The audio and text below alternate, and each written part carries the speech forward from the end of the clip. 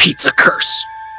In the dim, flickering light of a waning September evening, the neon sign of Mario's Pizzeria buzzed uncertainly, casting an eerie red glow on the deserted street. The restaurant had been a staple in the town of Oakwood for as long as anyone could remember, famous for its secret sauce. But lately, it had become more notorious for something far less appetizing. Anna Marsh, a journalist new to Oakwood, had heard the rumors. Disappearances, strange occurrences, and, most chillingly, the urban legend of the pizza curse. On a whim, she decided to investigate. The old pizzeria had a musty, neglected air.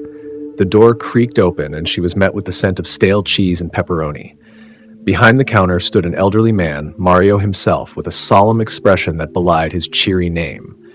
"Evening," Anna said, flashing her best reporter's smile. "I was hoping to try one of your famous pizzas." Mario's eyes narrowed, but he managed a strained smile. "Certainly. What can I get you?" "I've heard the secret sauce is something special," Anna said, trying to sound casual. "I'll take that." As Mario prepared the pizza, Anna sat at a corner table, glancing around the dimly lit room. The walls were adorned with faded photographs of Oakwood's past, each one looking increasingly worn. The more she looked, the more uneasy she became.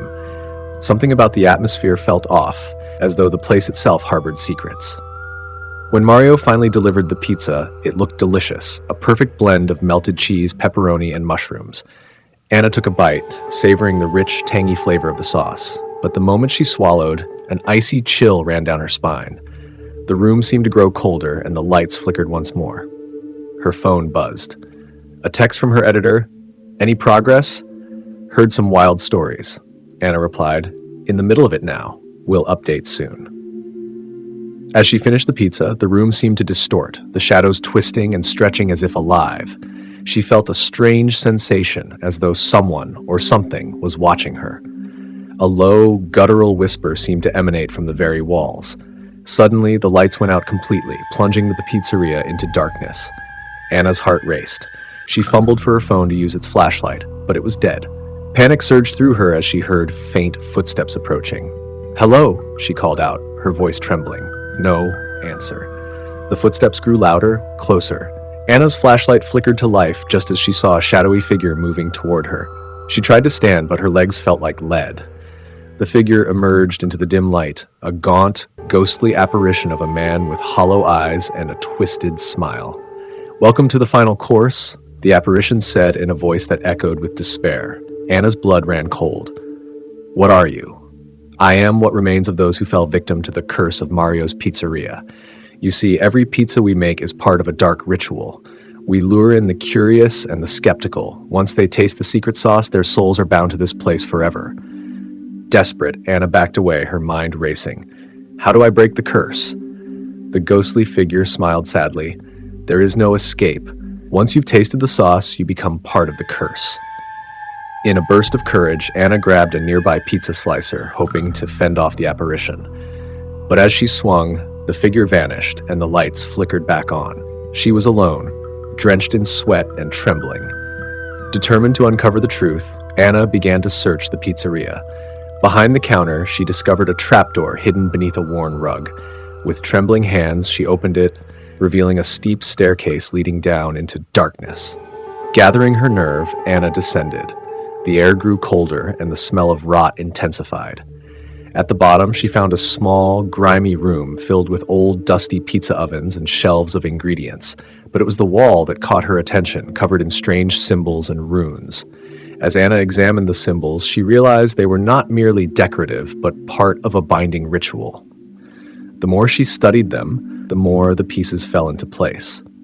The curse was not just a legend, it was a very real, very dangerous magic. A sudden noise made her jump. The door slammed shut behind her, and a sense of dread filled the room. She turned to see Mario standing in the doorway, his face twisted into a mask of fury. "You shouldn't have come here," he said, his voice like gravel. "Now you're part of it." Before Anna could react, Mario lunged at her. In the struggle, the trapdoor was knocked open, and the room was flooded with light from above. Mario's form flickered and began to dissolve, revealing his true, ghostly nature. With a final anguished scream, Mario vanished. Anna scrambled up the stairs, emerging back into the pizzeria. The place was silent and empty, as if nothing had happened. She fled into the night, her mind reeling. As she walked away, she glanced back at Mario's pizzeria. The neon sign was still buzzing, but now it read, "Cursed for all eternity." Back at her apartment, Anna reviewed her notes and the footage she had taken. To her horror, the video showed the pizzeria as it had been decades ago, with ghostly figures sitting at the tables, eating pizza. In the following days, the story of Mario's pizzeria became a local legend. The pizzeria itself was never seen again, as if it had vanished into the void. And though Anna tried to tell her story, the curse had left its mark. She began to see fleeting shadows and hear whispers in her home. Mario's pizzeria was gone, but the curse remained. And those who sought the truth of the secret sauce found themselves part of a story that would never truly end. Story number 2. Missing a dress. The phone buzzed on Emily's nightstand, its screen casting a cold blue light in the otherwise dark room. She rolled over, groggy, and squinted at the unfamiliar number. An automated voice crackled from the other end, promising a surprise that Emily's curiosity couldn't resist. It was just her midnight, and she was alone in the old Victorian house she had recently moved into. The voice instructed her to meet someone at a nearby park, promising answers to her questions about the unsettling occurrences she'd been experiencing since her arrival. Emily had dismissed these as mere coincidences, the unexplained noises, the flickering lights, and the cold drafts that seemed to follow her. But tonight, she felt an inexplicable pull, a need to confront whatever was lurking in the shadows of her new home. Clad in a thick coat and boots, Emily stepped out into the brisk night air. The streets were eerily silent, the usual hum of the city subdued by the late hour. The park was a short walk away, but tonight it seemed farther, as though the night itself was conspiring to delay her arrival. The park, usually a place of cheerful chatter and daylight picnics, now appeared like a stage set for horror. The moonlight filtered through the gnarled branches of ancient trees, casting long, twisted shadows on the cracked pathways. Emily's breath formed small clouds as she walked, her footsteps crunching on the frost-covered grass. She reached the park's central fountain, its waters frozen into a solid block. An old wrought-iron bench stood nearby, and on it lay an envelope, stark white against the darkness. Emily approached with cautious steps and picked up the envelope, her hands trembling slightly. The name Emily was written on the front in a scrawling, elegant script. Inside the envelope was a single sheet of paper, yellowed and brittle. The message, typed in an old-fashioned typewriter font, read, "To find what you seek, you must enter where others fear to tread. Look for the missing address." Emily's heart raced as she read the cryptic message. Her thoughts raced to the old house, with its labyrinthine hallways and the mysterious attic she had yet to explore. The attic had always seemed off, its door stubbornly stuck, as if something or someone was trying to keep it shut. Without hesitation, Emily hurried back to the house. The wind howled through the trees, and the shadows seemed to dance in the periphery of her vision. The house loomed before her, its dark windows like empty eyes watching her approach. She fumbled with her keys, her breath hitching with each click of the lock. Inside, the house was silent except for the occasional creak of settling wood. Emily ascended the stairs, her footsteps echoing in the stillness. She reached the attic door, which, tonight, seemed even more foreboding. The old lock was rusty and stiff, but with a determined twist, it gave way. The attic was a dusty, cobwebbed space, filled with forgotten relics, old trunks, faded photographs, and yellowed newspapers. But it was not the clutter that caught Emily's attention. It was the large, ornate mirror propped against the far wall. Its frame was intricate, with swirling patterns that seemed to move when she wasn't looking directly at them. A chill ran down her spine as she approached the mirror. The glass was cloudy, but as she wiped it with her sleeve, her reflection appeared, except it wasn't quite right. Her reflection was standing still while she was shifting nervously. But then the reflection began to change, its eyes widening in terror, as though it was seeing something behind her.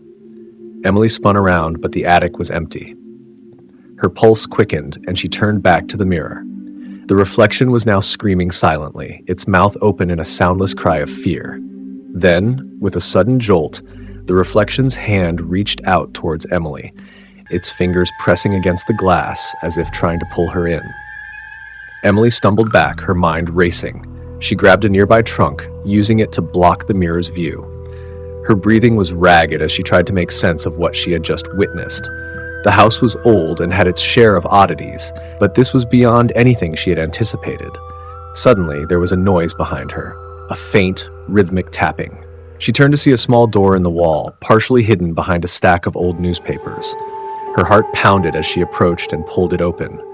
Inside was a narrow spiral staircase descending into darkness. Summoning her courage, Emily descended the stairs. The air grew colder with each step, and the silence was oppressive. At the bottom, she found herself in a small, dimly lit room. The walls were lined with old photographs and newspaper clippings, all centered around a single address, 13 Grimstone Lane. Emily's eyes widened as she recognized the address. It was the same one she had found in an old ledger in the house's basement, a place that was supposedly abandoned. The photographs depicted people who seemed to be celebrating, but their faces were always obscured by shadows. A sense of dread filled her as she noticed a final photograph on a small pedestal in the center of the room. It was a wedding photo, the bride and groom's faces eerily familiar. As she looked closer, the realization hit her. The bride's face was her own. A voice echoed in the room, soft and mournful. The missing address is not a place, but a time. You are part of this story now. Emily's reflection in the mirror, now revealed to be a portal, began to reach out towards her. She felt an invisible force pulling her towards it. Her mind raced with the realization that she was part of a dark ritual, one that had been waiting for her to complete it. As she was pulled into the mirror's cold embrace, her scream was swallowed by the oppressive darkness. The house was quiet once more, save for the soft, mournful echoes of a wedding that would never end. The next day, the old Victorian house was found empty. The neighbors spoke of strange noises and a lingering cold. No one ever saw Emily again, but the house remained, its secrets sealed behind a missing address that would never be found. Story number 3. Vanished. In the small, sleepy town of Eldridge, where the mist lingered long after dawn and shadows danced even at noon, a single house stood isolated at the edge of town. Its peeling paint and sagging roof made it look as if it had forgotten to keep up with the changing times.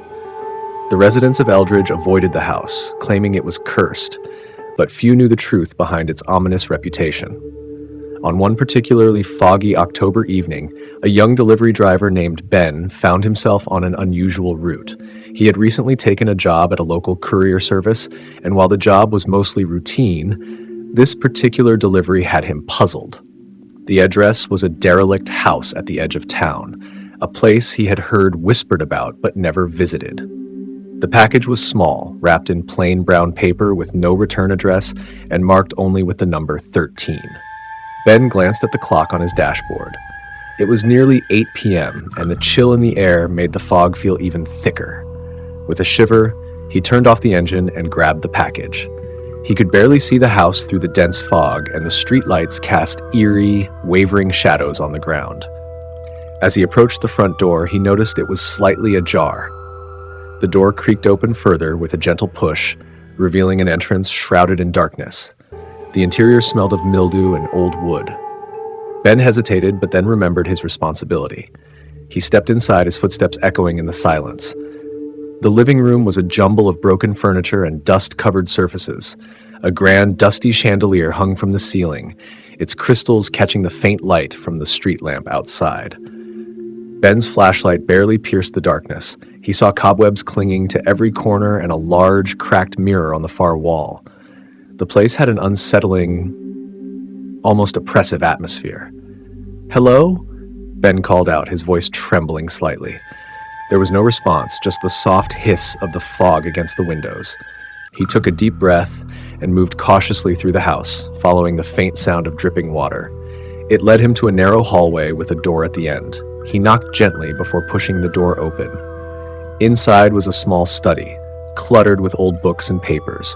The room was warmer, as if someone had recently been there. A single desk lamp flickered on the desk, casting an uneven light over a handwritten letter resting on a stack of yellowing pages. Ben's curiosity got the better of him, and he glanced at the letter. It was dated from the early 1900s and addressed to someone named Agnes. The letter spoke of a ritual to summon someone from another realm, promising to bring back those who are lost. The signature at the bottom was barely legible, but it seemed to read Eleanor. A chill ran down Ben's spine. He quickly placed the package on the desk, turned, and headed back toward the front door. He felt a sudden, intense feeling of being watched. The house seemed to come alive with creaks and whispers, but Ben was determined to leave. As he reached the hallway, he noticed the front door was now completely closed, and the lock clicked shut. Panic surged through him. He pounded on the door, but there was no response. Desperate, he tried the windows, but they were all securely fastened. The fog outside had thickened, making it impossible to see anything beyond the glass. As Ben turned around, the flickering desk lamp went out, plunging the room into darkness. He fumbled for his flashlight and turned it on, casting a shaky beam across the room. His heart pounded as he noticed something disturbing.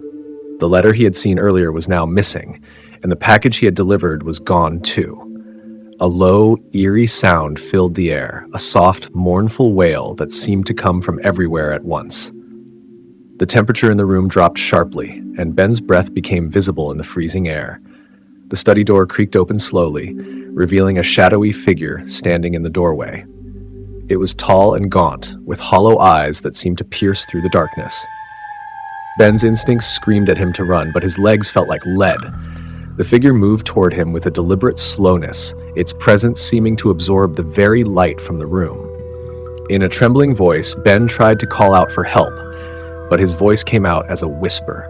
The figure stopped in front of him and extended a thin, skeletal hand. In its grasp was the missing package. It gently placed it on the desk, then turned and walked away, disappearing into the darkness. Ben, his terror mounting, rushed to the desk and grabbed the package.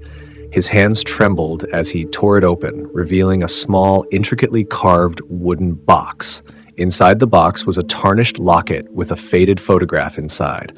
The photo was of a young woman, Agnes, Ben realized from the letter he had seen earlier. The locket seemed oddly familiar, and he couldn't shake the feeling that he had seen it before. Suddenly, the front door burst open, and the fog from outside swept into the room. A figure appeared in the doorway, an elderly woman with a kind yet sorrowful expression. She introduced herself as Eleanor, the woman from the letter. She explained that the house was a portal to another realm, and the package was meant for her, but she had been unable to retrieve it herself. Eleanor reached out to Ben, her hands shaking as she took the locket from him. She thanked him for his courage and explained that the locket was a crucial part of a ritual to bring back lost souls who had vanished through the portal. The ritual was meant to ensure their safe return. As Eleanor completed her explanation, Ben felt a strange, disorienting sensation. The room spun around him, and he found himself back outside the house, standing in the fog. The house was now silent and still, its door firmly shut. Only a few minutes had passed since he had entered the house. The eerie feeling lingered, and he could not shake the thought that he had somehow become part of something far beyond his understanding. He looked down at his hands and found that he was still holding the locket. It was cold, and the photograph inside had changed. Now it was a picture of himself, his face etched with fear. As he walked back to his truck, the fog slowly began to lift, and the house faded into the distance. The locket felt heavy in his pocket, a chilling reminder of the strange and haunting experience he had endured. And as Ben drove away, he couldn't help but wonder if the true price of delivering the package was not merely a matter of bravery, but something far more sinister. Story number 4. Parcel Mysteries. When Evelyn Mason received the package, it was small and unremarkable. Wrapped in plain brown paper, it had no return address and no note, just her name scrawled on it in neat, deliberate handwriting. Evelyn, a freelance writer living alone in a cozy apartment on the edge of town, found the parcel on her doorstep that morning. She hadn't ordered anything recently, nor had she expected any deliveries. With a mix of curiosity and apprehension, she brought the package inside, setting it down on her kitchen table. The day passed uneventfully. Evelyn's thoughts kept drifting back to the mysterious package. What could it be? She tried to focus on her work, but the tantalizing possibility of a surprise gnawed at her. Finally, as dusk fell, she decided to open it. Inside, she found a small, elegant box with intricate carvings. It was old, the kind of antique that seemed to carry a weight of its own. She carefully lifted the lid and gasped. Nestled inside was a delicate silver locket, tarnished but beautifully crafted. The locket was inscribed with a single word, "Remember." A chill ran down Evelyn's spine. Who would send her such a thing? She hesitated, then opened the locket. Inside, there was a faded photograph of a young woman with strikingly familiar features. Evelyn's breath caught in her throat. The woman in the photo looked almost exactly like her, except for the fact that she had a faint, mysterious smile that seemed both inviting and unsettling. Evelyn spent the rest of the evening researching the origins of the locket. Her search yielded nothing. The locket wasn't listed in any antique databases, and the name of the sender was unknown. Frustrated, she put the locket away and tried to forget about it. That night, as she slept, Evelyn was plagued by vivid dreams. In her dreams, she was in a dark, unfamiliar place. A grand, dilapidated mansion surrounded by overgrown gardens. She wandered through shadowy hallways, her footsteps echoing on the marble floors. The air was thick with dust and an oppressive silence. In one of the rooms, she saw a mirror, and when she looked into it, she saw the same woman from the locket staring back at her. She woke up in a cold sweat. The dreams continued every night, becoming more intense and haunting. She found herself drawn to the mansion from her dreams, a place she had never seen before, but somehow felt connected to. One evening, driven by an irresistible urge, Evelyn drove to the outskirts of town, where the dreams had led her. There, on the edge of a dense forest, she found an old, decrepit house. It matched the description from her dreams almost perfectly. Her heart pounded as she approached the house, her breath visible in the cool evening air. The front door creaked open with a push, and she stepped inside. The interior was just as she had dreamed, grand but falling apart. She wandered through the rooms, her footsteps echoing through the empty space. She finally reached a study with a large, ornate mirror. The mirror's frame was dusty, but the glass was surprisingly clear. Evelyn looked into the mirror and gasped. The reflection was not just hers, but also the woman from the locket standing beside her, her expression unreadable. Evelyn reached out, and as her fingers touched the mirror's surface, it felt unnervingly cold. Suddenly, the room's temperature dropped and the lights flickered. Evelyn turned around to find the study door closing by itself. Panic surged through her. She tried the door, but it was locked. From behind her, she heard a whisper, a voice echoing through the empty room. "Remember," it said softly. Evelyn's mind raced. What was she supposed to remember? She turned back to the mirror, her eyes wide with terror. In the reflection, the woman began to move, her lips forming words silently. Evelyn strained to read her lips. The words became clear. "You were never meant to escape." Evelyn's heart pounded as she realized the woman in the mirror was not just a ghost, but an echo of her own fate. She turned to find the room now filled with shadows, and the whispers grew louder. The walls seemed to close in on her, and the air grew colder. With a surge of adrenaline, Evelyn searched the room for another exit. She found a small, hidden door behind a bookcase. She shoved it open and stumbled into a dark tunnel. The tunnel led to a small chamber, dimly lit by a single flickering bulb. At the center of the chamber was a pedestal with a second locket identical to the one she had received. Trembling, Evelyn took the locket and opened it. Inside, there was a photograph of her own self, smiling eerily. It was then that she understood. The woman in the original locket had been her, or rather, the woman she might have become if she had stayed in the mansion, trapped in the endless loop of her own making. As she clutched the locket, the chamber began to tremble. The shadows closed in, and Evelyn knew she had to leave. She raced back through the tunnel, her footsteps echoing with a frantic rhythm. Bursting out of the house, she fled to her car and sped away, the mansion disappearing in the rearview mirror. Back in her apartment, Evelyn was shaken but relieved. She threw both lockets into a drawer and resolved never to think about them again. She hoped the nightmares would stop, but the unsettling feeling of being watched never quite left her. Weeks later, Evelyn received another parcel. This one was different. It was a letter written in the same neat handwriting as before. It read, "Congratulations, Evelyn. You've solved the mystery. But remember, some parcels are best left unopened." Evelyn shuddered, realizing that the mystery was far from over. She couldn't escape the sense that her life was forever intertwined with the mansion and its secrets.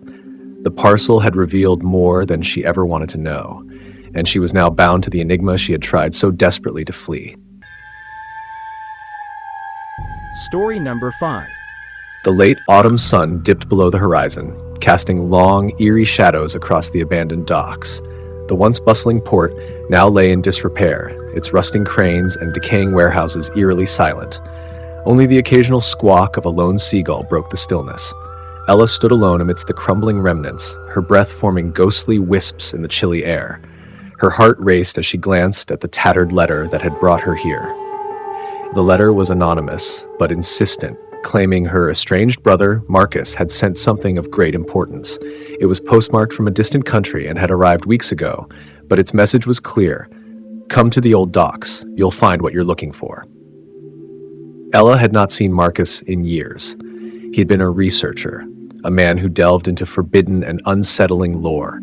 His disappearance had been shrouded in mystery, and now the only clue was this cryptic message. She approached the warehouse, its sagging roof and broken windows casting a foreboding silhouette against the night sky. The door creaked open at her touch, revealing a dark, musty interior. The air inside was thick with the scent of mildew and old wood. Ella's flashlight beam cut through the gloom, revealing stacks of rotting crates and cobweb-covered machinery. Her footsteps echoed loudly as she made her way to the far end of the warehouse. The letter had mentioned a shipment, and according to her research, Marcus had been investigating strange artifacts. Her stomach churned with a mix of fear and hope. What could he have left for her? As she rounded a corner, she saw a large crate in the center of the room. It was old, its wood splintered and darkened with age. The crate bore no markings, only a faded label that read, "Return to sender."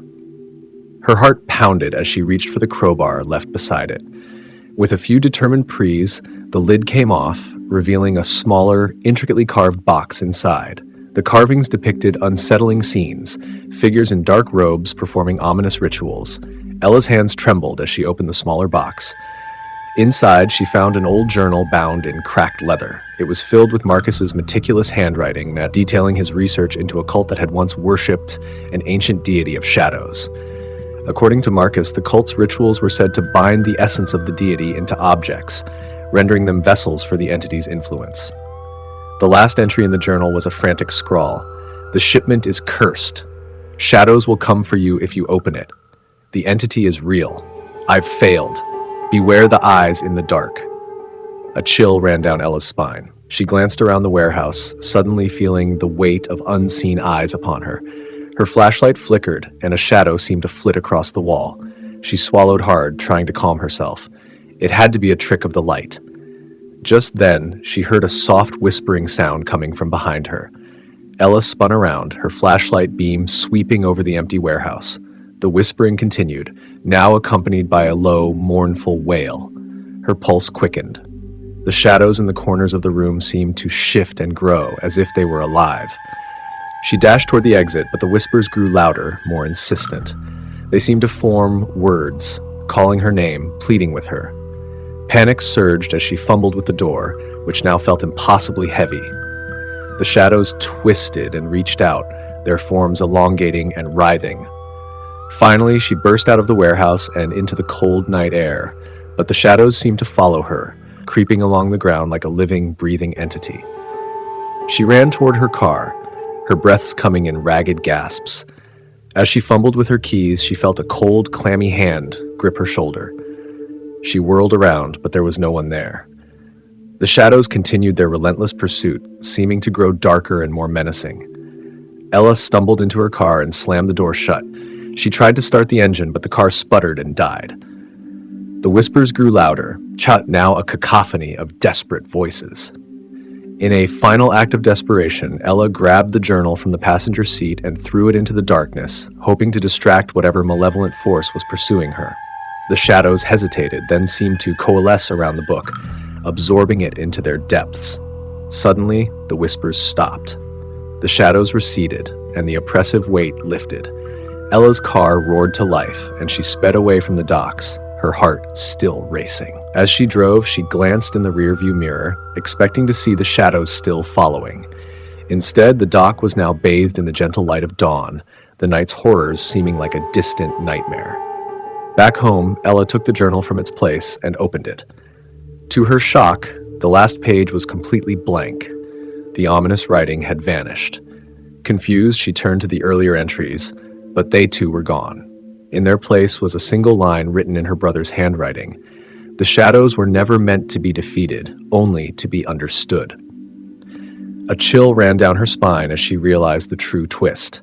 The journal, the shadows, and the whispers had all been part of an elaborate test, one Marcus had set up to warn and prepare her. The shipment was not just a physical object, but a trial to ensure she understood the nature of the darkness Marcus had studied. Ella sat back, stunned. The shadows had not been an external threat, but a manifestation of her own fears and the hidden knowledge Marcus had passed on. The real horror was not the supernatural, but the deep, unsettling realization of her own vulnerabilities and the enigmatic legacy of her brother. Story number 6. The night air was thick with fog as the delivery truck rolled up to the isolated warehouse on the edge of town. Tom, the driver, glanced at the faded address on the dispatch slip, then at the looming structure before him. The warehouse had stood abandoned for years, its windows dark and its walls scarred by weather and time. Another late-night delivery, Tom muttered to himself, pulling the truck to a stop. He grabbed his flashlight and stepped out into the damp chill. His boots crunched over gravel as he approached the large, rusted door, which creaked open with a reluctant groan. Inside, the warehouse was a labyrinth of towering shelves and dusty crates.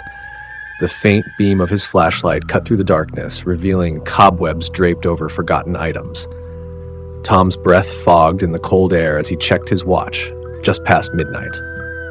He needed to unload the cargo and be on his way. He maneuvered the pallet jack to the rear of the truck and began unloading the crates. Each one was marked with a strange, almost illegible symbol. Tom had seen plenty of peculiar labels in his time, but these were unlike any he'd encountered. The symbols seemed to pulse with a life of their own under the dim light. As he worked, he noticed that the shadows cast by the shelves seemed to move in odd, flickering patterns, as if they were alive. He shook off the unsettling feeling and continued his task, though the eerie atmosphere made the hairs on his neck prickle. Minutes turned into hours, and the only sound was the distant hum of the truck's engine. Tom was nearly finished when he heard a noise, an almost imperceptible rustling coming from the dark recesses of the warehouse. He froze, flashlight beam darting around, but saw nothing.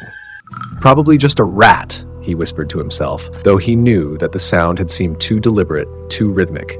He dismissed it as a figment of his imagination and went back to work. Just as he was about to close the last crate, the lights flickered and went out, plunging him into darkness. Tom cursed under his breath and fumbled for his phone to use as a light. The soft glow illuminated his surroundings, but the shadows seemed to deepen, taking on shapes that twisted and writhed. Panic began to creep into his thoughts.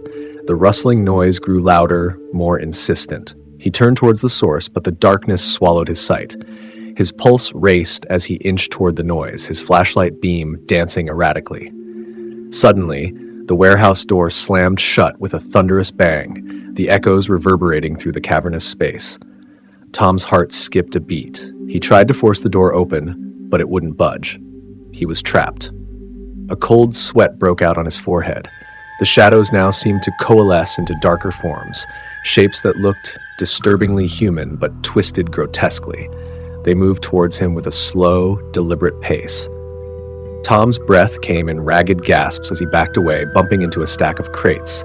His flashlight flickered and died, plunging him into complete darkness. The shadows seemed to press in on him from all sides. He heard whispers, voices that seemed to be murmuring in a language he didn't understand. The rustling was now a cacophony of movement, surrounding him. Desperate, Tom grabbed a crowbar from the truck and swung it wildly at the encroaching darkness. He felt a cold, clammy presence brush against his skin, sending a shiver down his spine. He fought through the darkness, his strength waning as the oppressive shadows closed in. Just when he thought he couldn't fight any longer, The warehouse lights flickered back on. The shadows vanished instantly, leaving Tom gasping and disoriented. The warehouse was empty. No crates, no truck, no sign of the eerie figures that had surrounded him. He stumbled towards the door, which now swung open easily. He raced outside, the night air feeling like a lifeline. The truck was gone, as was the strange cargo. Tom's mind reeled. Had it all been a nightmare? He hurried to his car, his hands trembling as he fumbled with the keys. As he drove away from the warehouse, he glanced back in the rearview mirror. The warehouse stood silent and still, as if nothing had ever happened. Days later, Tom discovered that the warehouse had been completely removed from all records. No one had ever heard of it, and no one remembered a delivery to that address. The only evidence of his experience was a single crate he had managed to bring home accidentally, a crate marked with the same strange symbols. Tom opened the crate with trembling hands. Inside, he found an old, dusty book with a cover that seemed to pulse faintly. As he opened the book, a chill ran down his spine. The pages were filled with the same symbols he had seen on the crates, along with detailed illustrations of ancient rites and ceremonies. The last page was a handwritten note in an unfamiliar script.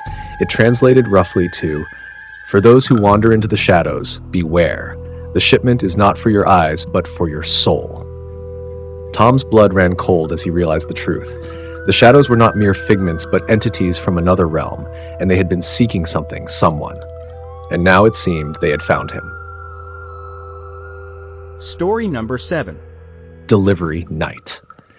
Emily glanced at the clock as she trudged up the creaky wooden steps of the old house she just moved into. The time read 11:55 p.m.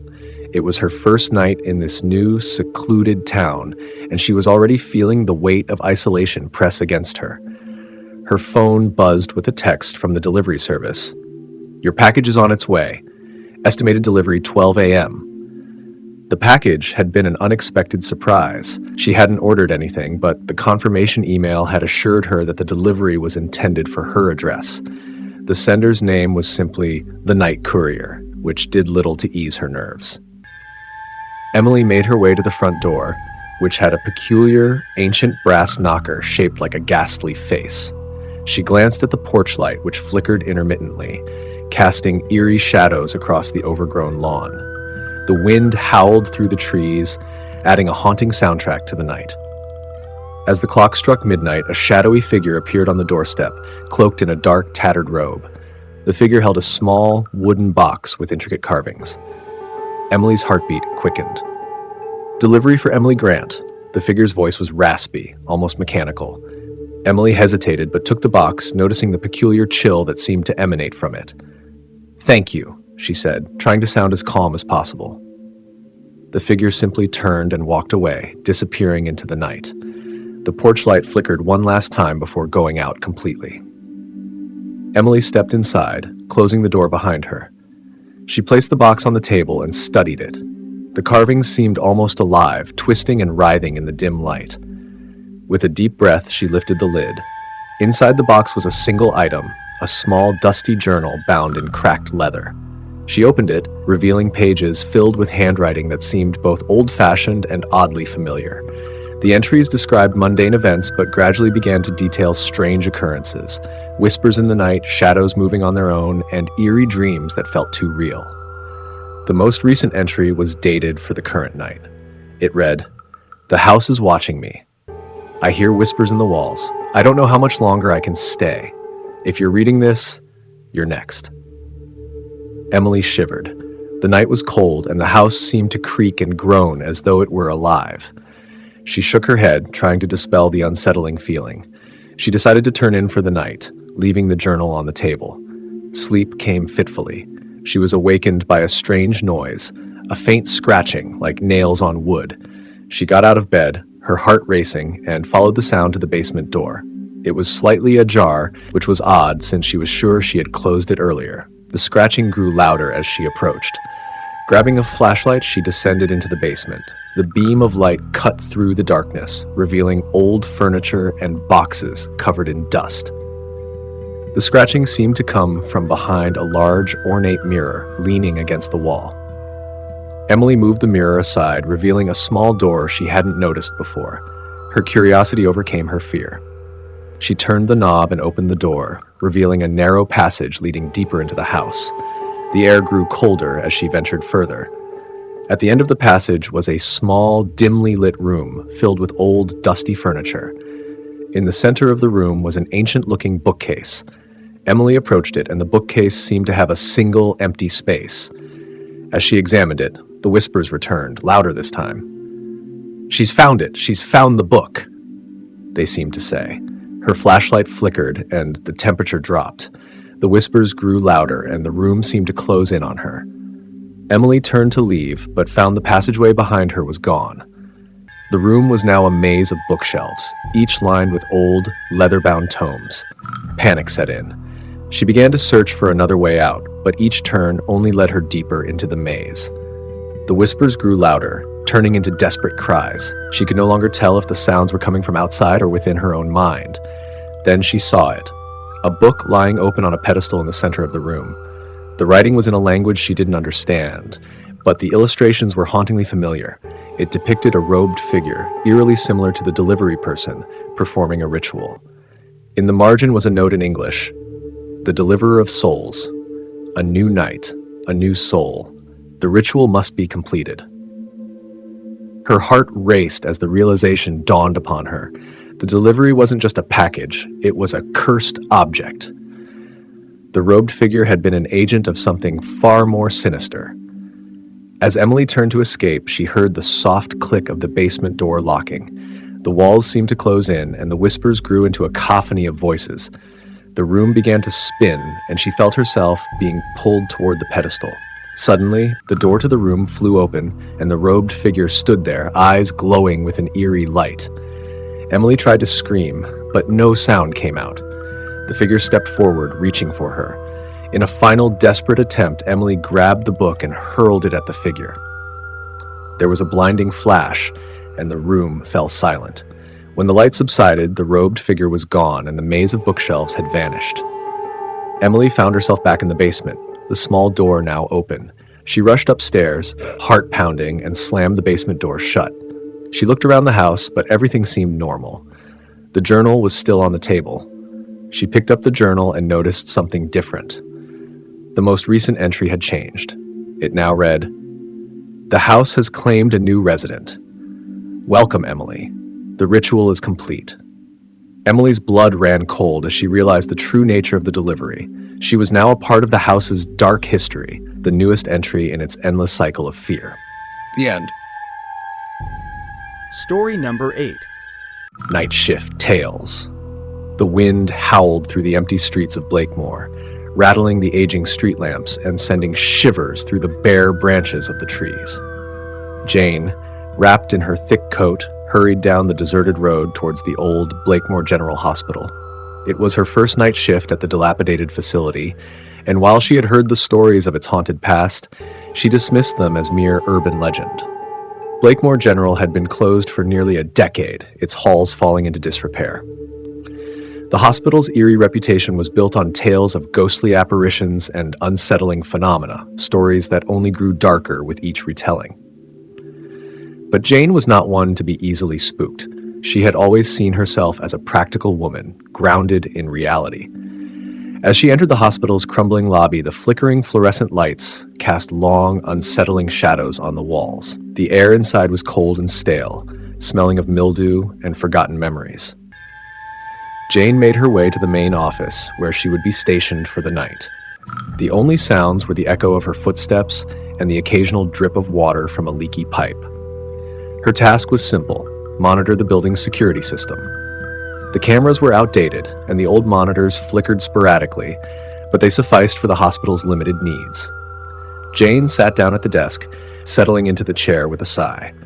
As the clock ticked towards midnight, she tried to shake off the growing sense of unease. It began subtly: strange noises from the empty wards, creaks in the hallways, and a cold draft that seemed to follow her. Jane chalked it up to the old building's deteriorating state, but as the hours passed, the sounds grew louder and more frequent. It was as if the hospital itself was coming alive with a sinister energy.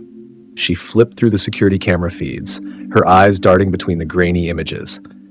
The cameras seemed to catch fleeting glimpses of movement, shadows darting across the frames, indistinguishable shapes flitting just beyond the edges of the lens. Each time she blinked, the images shifted, and she wondered if her tired eyes were playing tricks on her. Around 3 a.m., the cameras in the East Wing went dark. Jane frowned and stood up to investigate. The hallways of the East Wing were eerily quiet, the silence broken only by the sound of her footsteps echoing off the walls. She noticed a light flickering at the end of the corridor. It was coming from an old patient room. Cautiously, Jane approached the room. The door was slightly ajar and the flickering light came from within. She pushed the door open, revealing a room filled with dusty, abandoned medical equipment and a single swinging light bulb. The bulb emitted a dim, erratic glow, casting unsettling shadows across the room. As Jane stepped inside, she noticed an old leather-bound journal lying on a table. The book was worn, its pages yellowed with age. Curiosity got the better of her, and she picked it up, flipping through its pages. The journal belonged to Dr. Edwin Crow, the head physician at Blakemore General before its closure. The entries were disjointed and incoherent, filled with strange notes about experimental treatments and desperate scribblings about the unseen forces he believed were in the hospital. Jane's heart raced as she read through the entries, which became increasingly frantic. The final entry, dated just before the hospital was shut down, mentioned a ritual to appease the forces he had awoken, a dark, desperate plea for help. The journal fell from her hands as she heard a sudden, loud bang from the hallway. She turned and saw the door to the East Wing slowly closing by itself. Panic surged through her. She rushed out, but the door slammed shut, trapping her inside. Jane tried to open the door, but it wouldn't budge. She pounded on it, shouting for help, but the silence that followed was deafening. Her breath came in ragged gasps as she realized she was alone. The flickering lights above grew dimmer, and an oppressive cold settled over the room. Suddenly, the lights went out completely. Jane was plunged into darkness. Her phone's flashlight was her only source of light as she fumbled for the door handle. The shadows seemed to move on their own, coalescing into shapes that loomed closer. She could hear whispers, soft, unintelligible, but unmistakably eerie.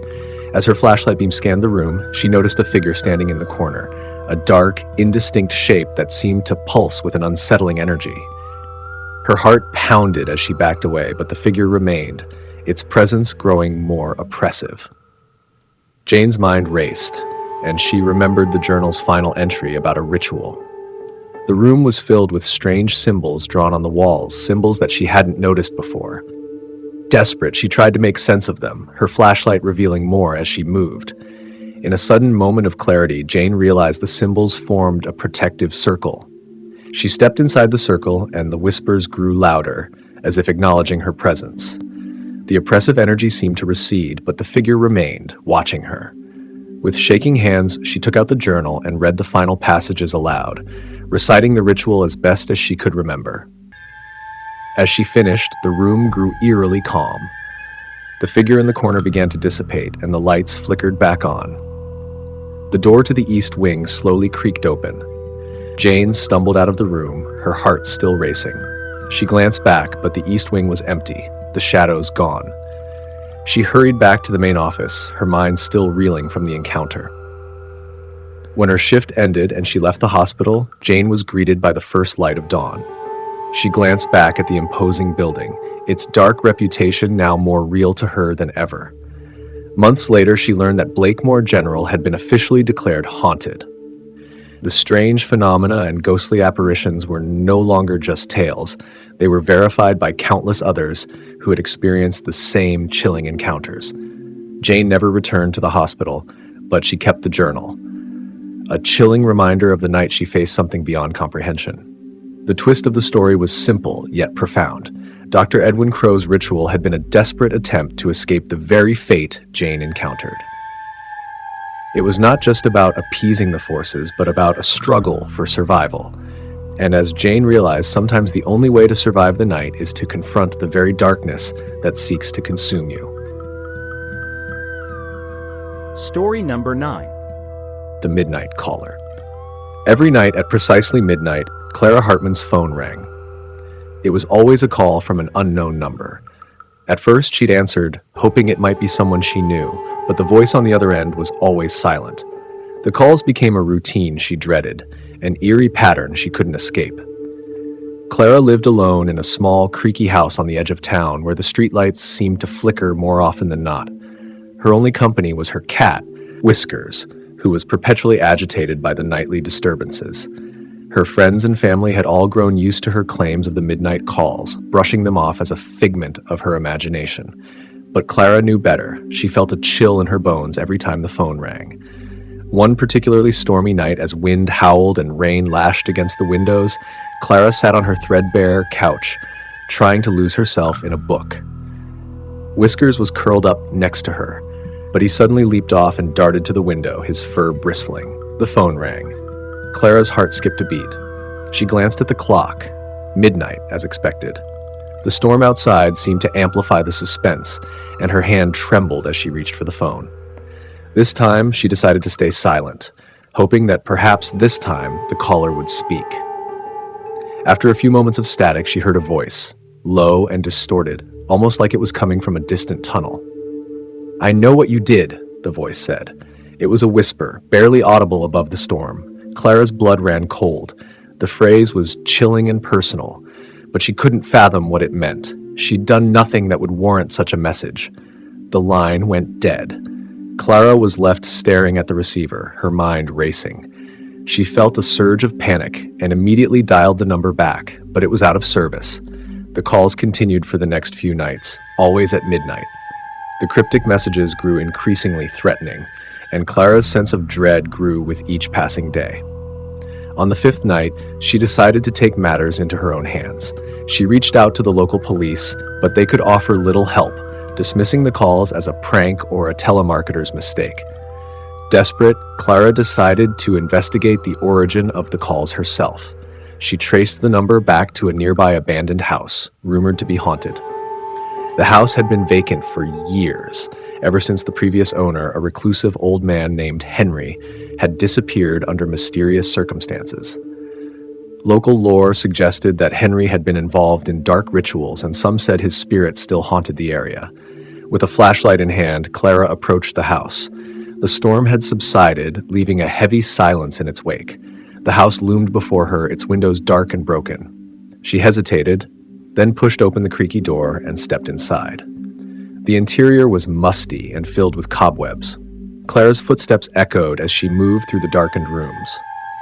She reached a room at the back of the house where the door was ajar. Inside, she found an old desk cluttered with papers and strange symbols. On the desk was a dusty old phone. Her heart pounded as she picked up the phone, which was surprisingly warm to the touch. She hesitated, then pressed the receiver to her ear. The line was silent at first, but then she heard the familiar, distorted voice. "You've come to my home." Clara's blood ran cold. "Who are you?" she demanded, her voice trembling. The caller didn't answer, but the sound of static grew louder, almost deafening.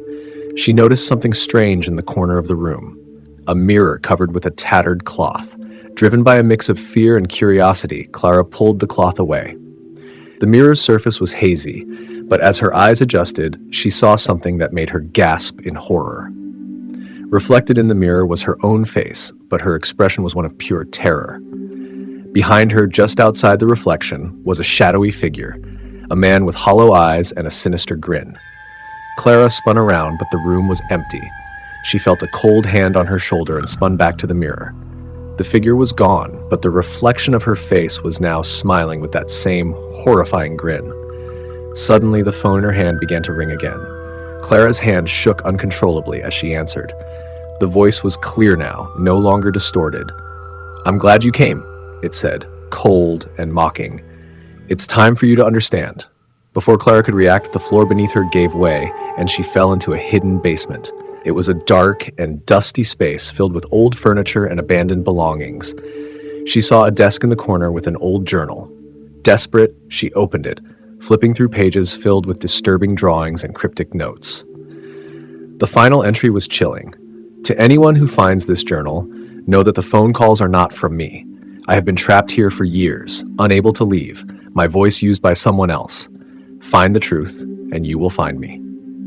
The realization hit Clara like a tidal wave. The calls weren't from Henry. They were from someone using his phone to torment her. The figure in the mirror was a part of the twisted trap set by whoever had imprisoned Henry. Clara's mind raced as she pieced together the clues. As she was about to leave the basement, she heard footsteps approaching. She turned to see a figure emerge from the shadows. It was Henry, but not as she'd imagined. He was gaunt and spectral, his eyes hollow and pleading. "I'm not the one you should be afraid of," he rasped. "There's another in the house, someone who's been using me to keep you here." Before Clara could react, the house seemed to come alive and the walls closed in. She stumbled back, her heart racing. The true horror of the house was the unseen presence that had been manipulating her all along. It wasn't Henry, it was something far more malevolent, a force that had taken hold of the house and was using Henry's voice to lure her. With renewed determination, Clara ran back to the entrance, fighting against the oppressive darkness. As she burst out into the night air, she could hear the sinister laughter echoing behind her. She fled from the house, vowing never to return. The calls stopped after that night, but Clara could never forget the twisted game the house had played. The midnight caller had been a sinister trap, and Clara had barely escaped with her life. Story number 10. The rain hammered against the windows of the old train station, a symphony of despair that matched the forlorn atmosphere inside. The cursed express, a relic of a bygone era, stood on the tracks with an eerie stillness. Its once grand exterior was now shrouded in grime and neglect, its name barely discernible. It was a train whispered about in hushed tones, rumored to be cursed. Lydia clutched her ticket tightly, her fingers trembling.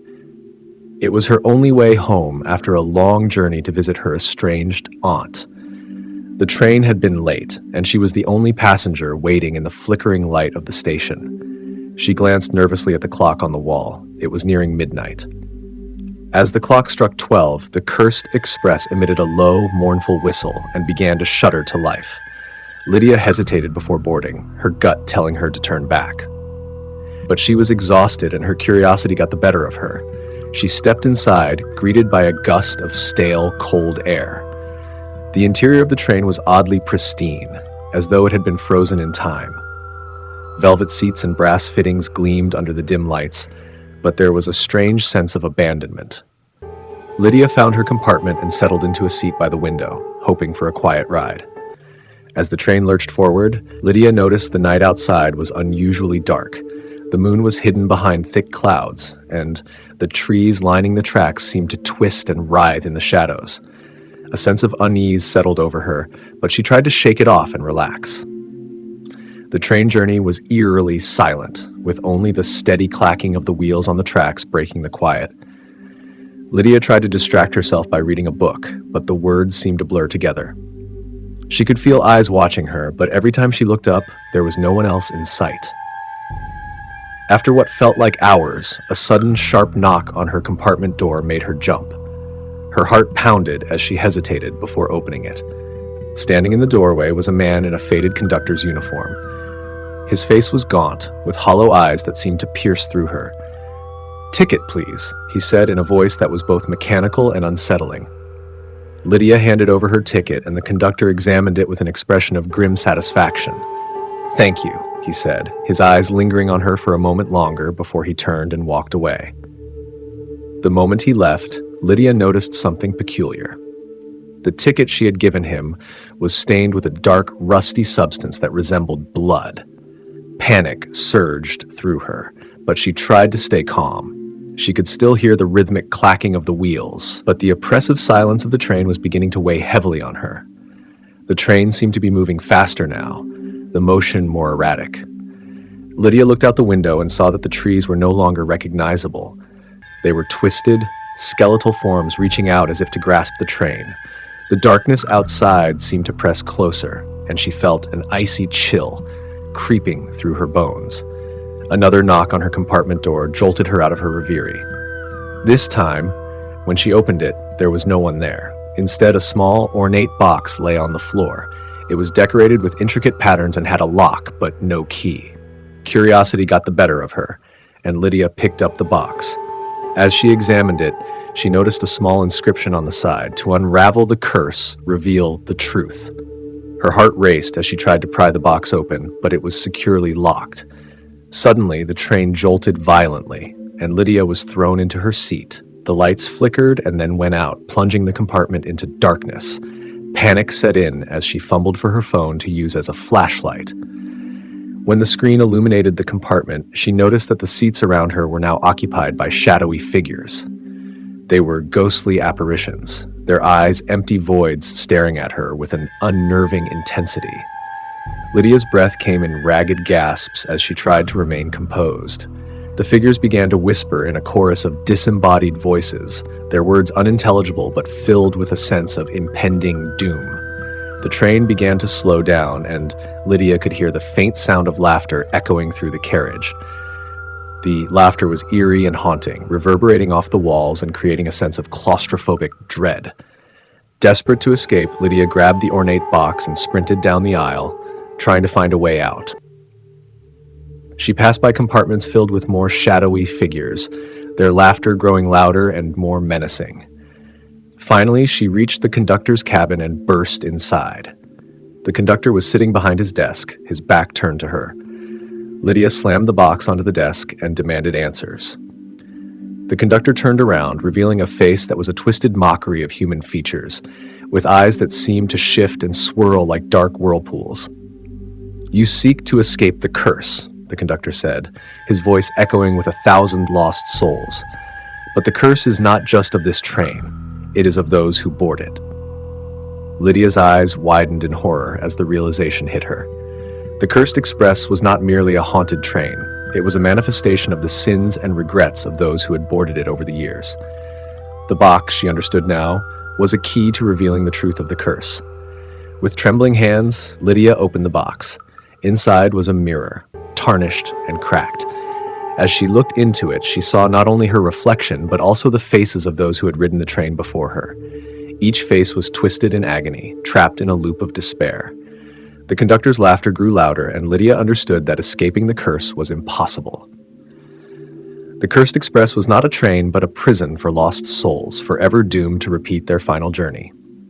She was now a part of that cursed procession. As the train came to a halt, the shadowy figures surrounded Lydia, and she felt a cold, unrelenting grip pulling her into the void. The last thing she saw was her reflection in the mirror, joining the faces of the damned, as the Cursed Express continued its eternal journey through the darkness.